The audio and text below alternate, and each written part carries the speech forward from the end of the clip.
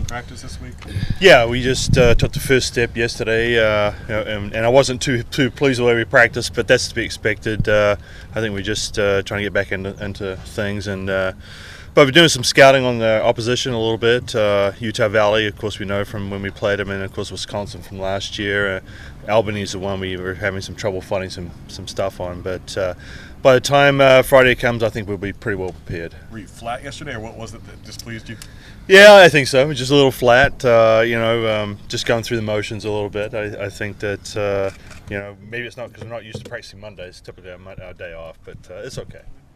I know you're happy to get that #1 seed, but do you sort of just toss that away at this point? I know you can be home, but then at this point, does it matter that much? Well, I think the biggest thing is being home, like you said, but yeah, it doesn't matter. I mean, right now it's two teams playing each other. The game doesn't know one's 64 and one's 1. It's just a matter of us coming out and playing like we should. Great end of 3 phases of the game. Defense, pitching, and hitting. So that's what we got to do. You mentioned the level of familiarity with a couple of the opponents. How much do you think that will be a factor this weekend? I think it's good because we got to see Utah Valley's #1 pitcher a couple of times. She didn't start against us, but she came in twice and actually did well against us. Summers did very well. So we're aware of what she's going to throw. And then Wisconsin's pitchers, we saw Dara, one of their best pitchers last year, and we've got some tape on the other one, Paige Stewart. So we're, right now we're just building what we're going to do in practice, with myself and Coach Roberts out there, and we'll try and simulate what they're going to do to us. Can you speak to your level of readiness, preparation? How ready you feel like the team is to make a run, and maybe contrast it with past years? That's a great question, and I think there's only one way to find out, and that's to get out there and get it done. That's the only thing you can do. Sometimes you think you're well prepared, you get out there, and something happens, and you're not. But a couple of things we're expecting, and one is great weather this Friday, and then really good crowds, I think. So that's going to be in our favor. I think that we've been working on doing the process all year, and we should just come out and follow our game plan. Level of health, level of focus, things like that, you think play in your favor? Yeah, I think everyone's feeling pretty healthy. There's always a little worries here and there, some knees and some back and stuff like that, but nothing of concern, so I feel pretty good about it. Going back to Summers, what was it that she was doing against you guys in the previous 2 games that kept you off balance? I think she was mixing in and out pretty well, throwing a pretty good curveball and a nice little off speed, and we weren't and we hadn't really prepared that well for it. It seems like we're not playing as well on the Tuesdays as we do on the weekends. Bit of a letdown from Pac-12, but they will get our full attention this weekend, and hopefully we'll come out and play well. You've got a group that is very experienced in postseason play. What does that bring to them when they come into a situation like this? Are they able to actually turn it into just a routine game, or is it still something a little special? It's always special. I mean, this is it. We know what it's about. You go out and you lose 2 games and you're done. That's the finality of it all. And we try to treat it that way all year, actually, with that Pac-12 series. It was win the series. This is a super regional weekend.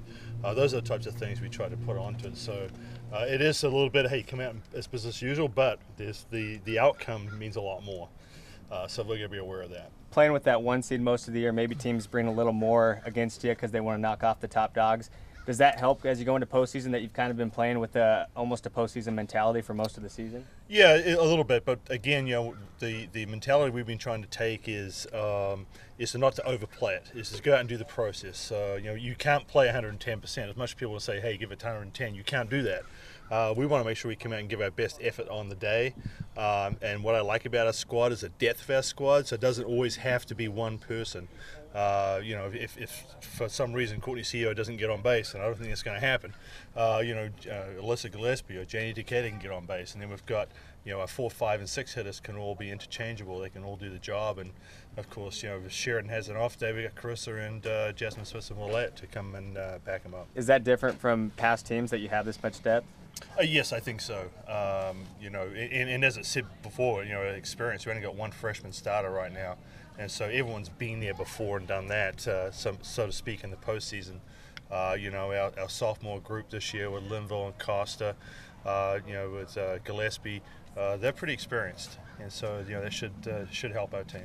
Utah Valley team got hot the last bit of the WAC tournament there. Do you worry anymore about a team like that struggle all year, but it's finally finding its stride? Well, yeah, you can, and it goes back to Summers. She obviously pitched very well, and she probably did what she did against us on that Tuesday. You start overlooking a team like that, and you look at their record, and you go, wow, they're not that good. And before you know it, they got a good pitching performance going. It's a close game, and they can score some runs. They've got one kid on the team, I think it's at 11 or 12 home runs. So anything can happen in this game. It's kind of funny, it can be awfully humbling. So we're also aware of that, of course, from last year's experience against Nebraska. Obviously, a lot better team probably than Utah Valley, but we know that it's not the best team that wins; it's the team that plays the best on the day. Given that they're not missing those 7 players anymore, and given that they're riding a little bit of a hotter streak, how much can you take from that matchup a couple weeks ago?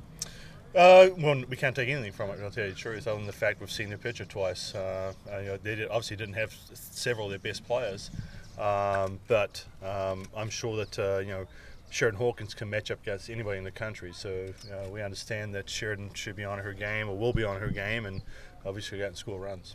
You've played before you've had the benefit of some big crowds out here this season. You figure they'll come out for the postseason. Do you sense tangible benefit to your team when you're playing before big crowds? Oh, definitely. I think the team really rises to the occasion playing at home. It's fun. We're excited. I think some of it is too. We felt like we let our fans down a little bit last year, and we're kind of carrying that with us a little bit. We want to come out here and defend our home turf. As a sign out there says, the road to OKC starts here, and it starts this Friday.